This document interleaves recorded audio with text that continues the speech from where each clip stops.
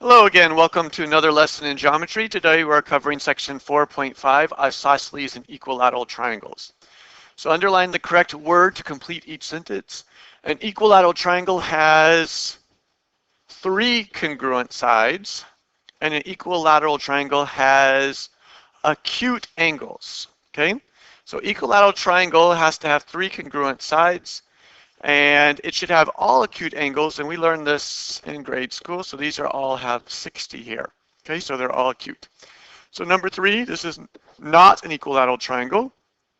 This is a right triangle, so this is not an equilateral triangle. But this one is, it has three congruent sides. Okay, all right. An isosceles triangle, or an isosceles, so isosceles, uh, related words are equilateral and scalene. So isosceles has two congruent sides.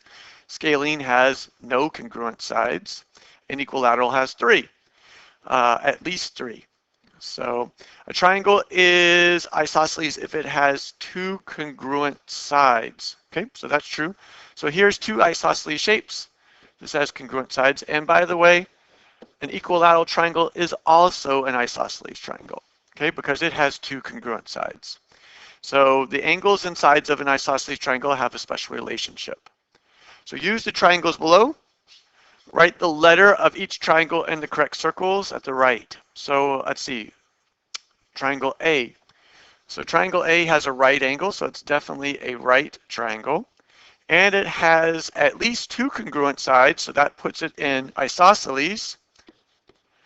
It does not have three congruent sides, so we can't put it in equilateral. Okay, triangle B. This has no right angle, so it doesn't go in the right angle circle, but it does have two congruent sides. Same. And then it doesn't have three, so it's not equilateral. Okay, triangle C has a right angle, but there are no sides at all marked congruent, so it can only go in the right angle, neither isosceles or equilateral circle.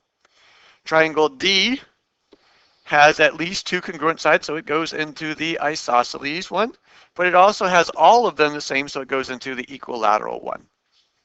And then triangle E has at least two, so that goes into the isosceles. It does not have a right angle, and it doesn't have all three. All right, this concludes our first page. Let's flip it over. Okay, on page 2, we have three theorems here. The first one's called the isosceles triangle theorem, but it works for any triangles. So it says if two sides of a triangle are congruent, then the angles opposite those sides are congruent. So since it uses two sides, it's called the isosceles triangle theorem. And this basically says if you've got two congruent sides on your triangle, then the angles that are opposite of those sides, so this angle over here and this angle over here, are also going to be congruent. Right? And then we have the converse of that theorem, which says, hey, if you have a triangle and two of the angles are the same, then the sides opposite of those angles are also congruent. Okay, so if two angles of a triangle are congruent, then the sides opposite of those angles are congruent. All right, and then our last one here, special just for isosceles. So if a line bisects the vertex angle of an isosceles triangle, then the line is also a perpendicular bisector of the base. So this looks like this.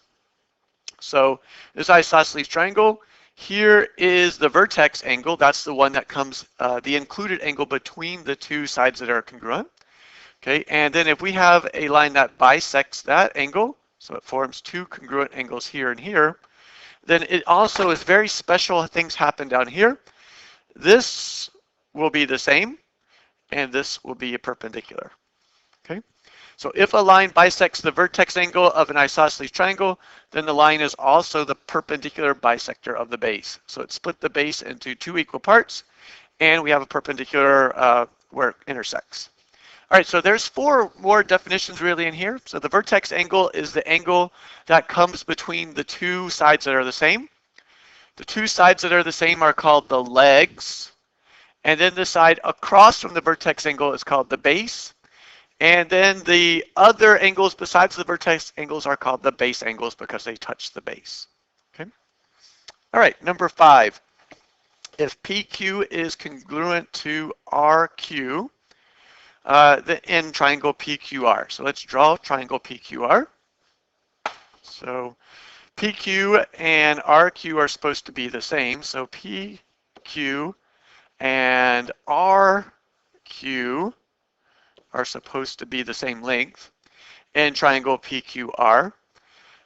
Then two of these angles should be congruent.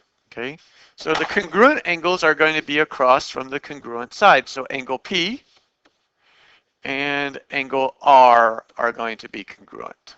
Okay, so across from the congruent sides, we get angle P and angle R.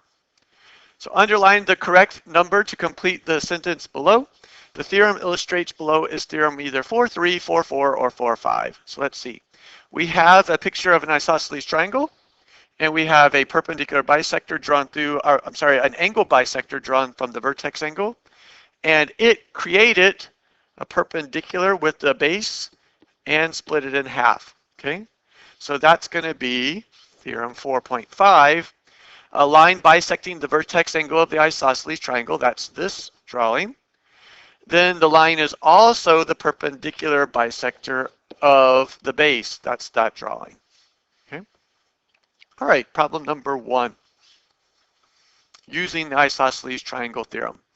So the markings show over here that WVS is congruent to angle S. So that's WVS, that's right here.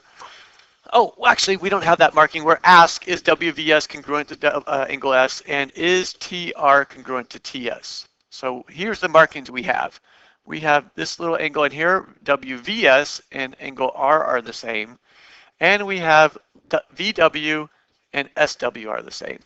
So in that little triangle on the right bottom there, we can definitely show that those are going to be an isosceles triangle because it has two sides the same.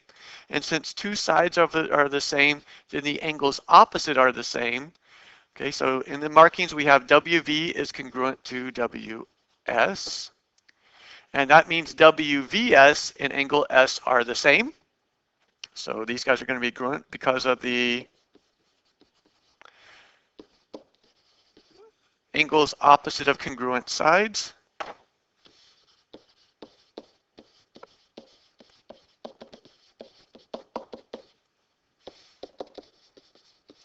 Are themselves congruent, okay? And that was the isosceles triangle theorem up above. So angles opposite of congruent sides are going to be congruent, okay? So if two sides are congruent, that's here and here, then these angles opposite them are going to be congruent. So is angle R and S congruent? And this is going to be yes also. Ooh, I forgot my yes up here. And that's going to be the transitive property of congruence. And that's because we had what? Well, in our picture originally, let's see, we had R was congruent to V. And then we just proved that angle WVS, well, actually this was WVS here. WVS was congruent to angle S. That gave us this little mark. Therefore, angle R is congruent to angle S. All right. Now, is TR the same length as TS? That's our last question here. So since we have congruent angles, we have a big triangle here, and we have the base angles being the same. Okay. And that means the sides opposite them are the same. So this is going to be yes. The sides opposite of congruent angles are congruent. Okay, and that's the converse of the isosceles triangle theorem.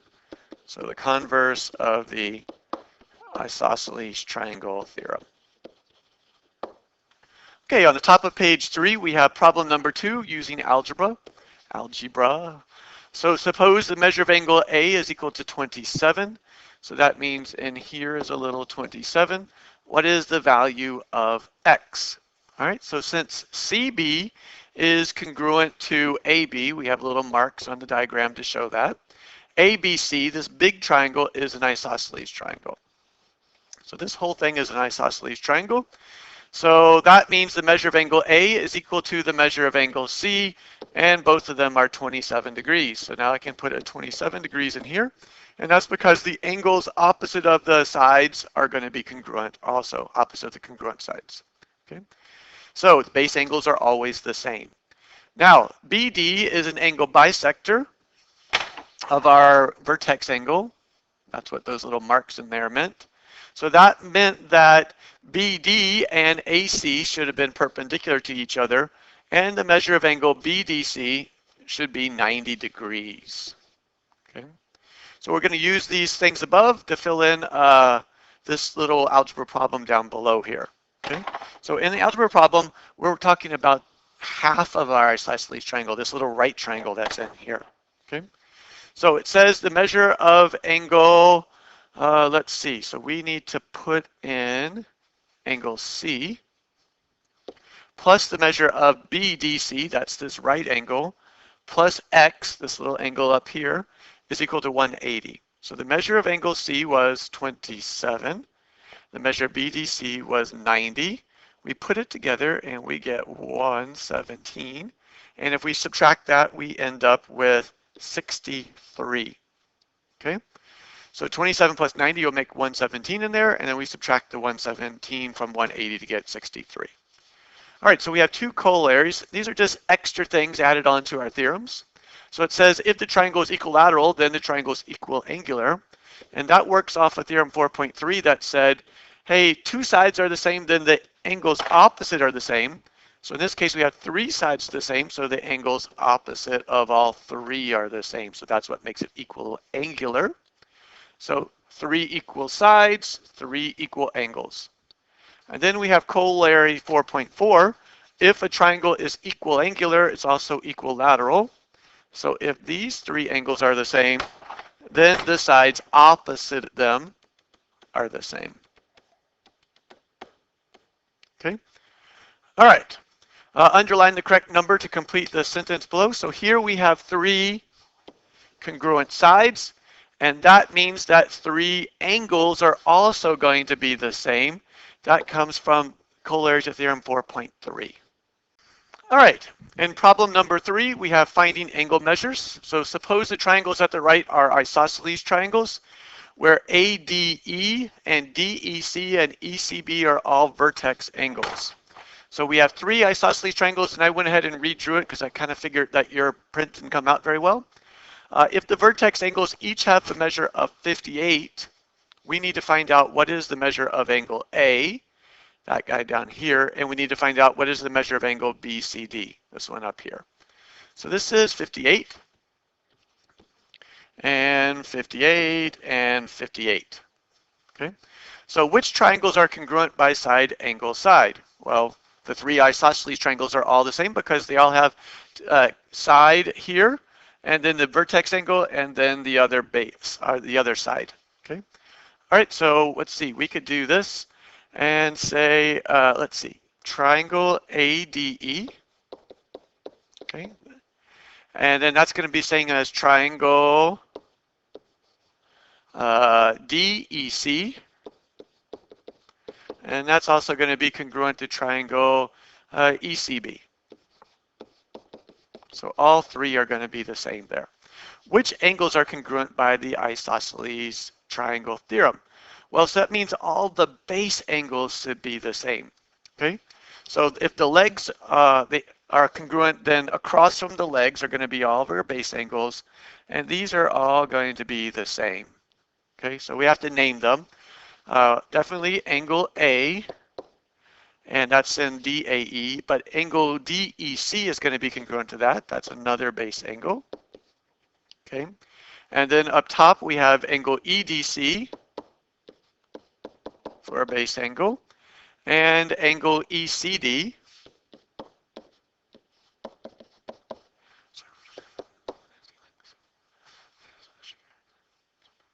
And then in our right triangle, we have angle CEB. And in our bottom one, we also have angle B. So that's all of our base angles being the same. All right. So by the triangle angle sum theorem, we know that 3 angles of a triangle should add up to 180. So in this, they're listing angle A, okay, the 58, and then angle DEA. So this angle, and the 58 for the vertex angle. And those should add up to 180. Now we know that the base angles are going to be congruent, so we can replace angle DEA with the measure of angle A also. So that'll be my first step here.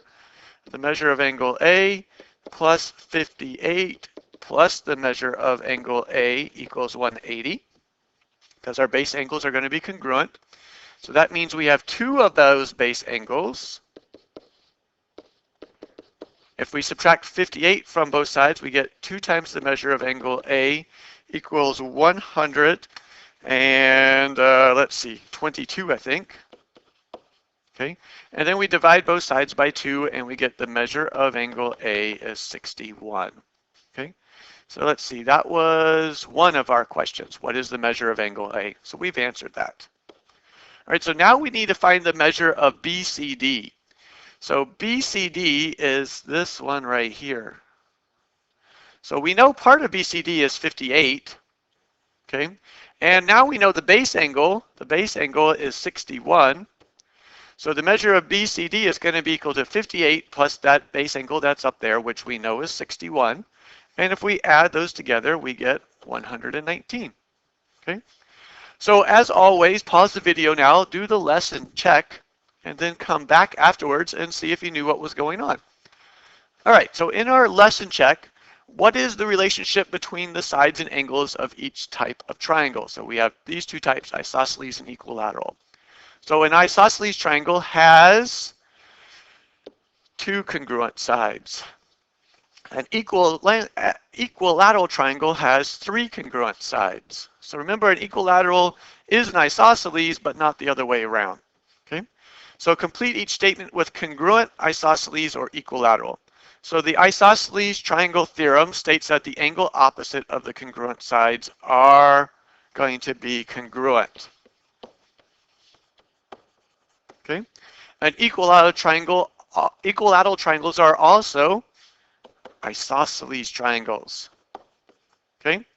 And the sides and angles of a equilateral triangle are all congruent. So all of the sides. Okay?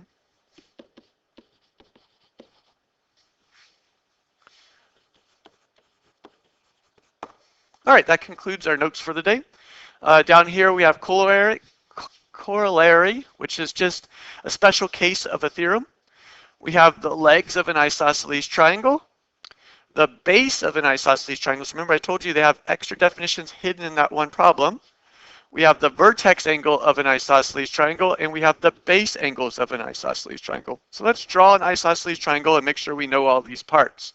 Okay, so this is the vertex angle up here. Okay, so these 2 are going to be the base angles, and that's because they are across from the 2 sides in the triangle that are the same. Okay, all right, so this is a leg, the vertex angle, the base angle, and this side down here is the base. Okay? All right, so how well do you understand isosceles and equilateral triangles? You should be in here. If not, you probably want to watch the video before you come to do the last section in class before we take our test.